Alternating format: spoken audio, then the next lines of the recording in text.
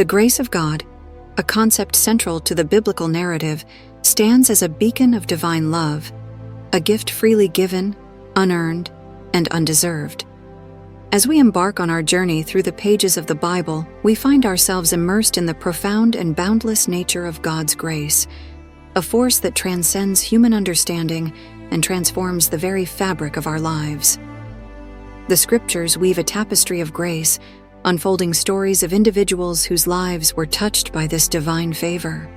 From the prodigal son returning home to the woman caught in adultery receiving mercy, the Bible is replete with examples of God's grace reaching into the depths of human brokenness.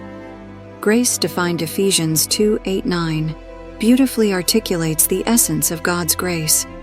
For it is by grace you have been saved, through faith, and this is not from yourselves, it is the gift of God, not by works so that no one can boast.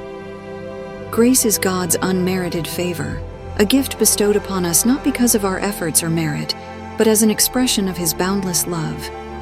It is a reminder that salvation is a gift, and our response is simply to receive it with gratitude and faith. Grace in the face of imperfection. Romans 3:23-24 unveils the inclusive nature of God's grace. For all have sinned and fall short of the glory of God, and all are justified freely by His grace through the redemption that came by Christ Jesus. Grace is not reserved for the flawless or the morally impeccable. It is extended to all who acknowledge their need for redemption. In our imperfection, God's grace shines brightly, offering a pathway to reconciliation and restoration through the redeeming work of Christ. Abounding grace in times of weakness. 2 Corinthians 12:9-10 reveals a profound truth about God's grace in times of weakness. But He said to me, "My grace is sufficient for you, for my power is made perfect in weakness. Therefore, I will boast all the more gladly about my weaknesses, so that Christ's power may rest on me. That is why, for Christ's sake, I delight in weaknesses, insults, hardships, persecutions, and difficulties, for when I am weak, then I am strong."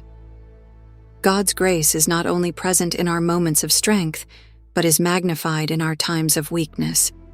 In acknowledging our dependence on Him, we experience the transformative power of His sufficient grace. Extending grace to others. As recipients of God's lavish grace, we are called to extend that same grace to others. Colossians 3:13 instructs us, "Bear with each other and forgive one another if any of you has a grievance against someone. Forgive as the Lord forgave you."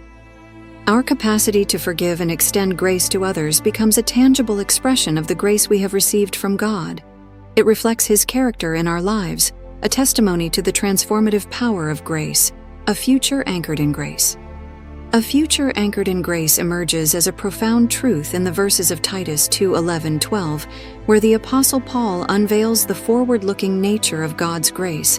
These verses serve as a beacon, illuminating the transformative power of divine favor, that not only redeems our past but guides our present and shapes the trajectory of our future. The proclamation that the grace of God has appeared that offers salvation to all people resonates as a universal call, an inclusive invitation extended to every individual, regardless of background or circumstance. It is a grace that knows no boundaries, reaching out to the broken, the weary, and the lost, offering the promise of salvation as a gift available to all.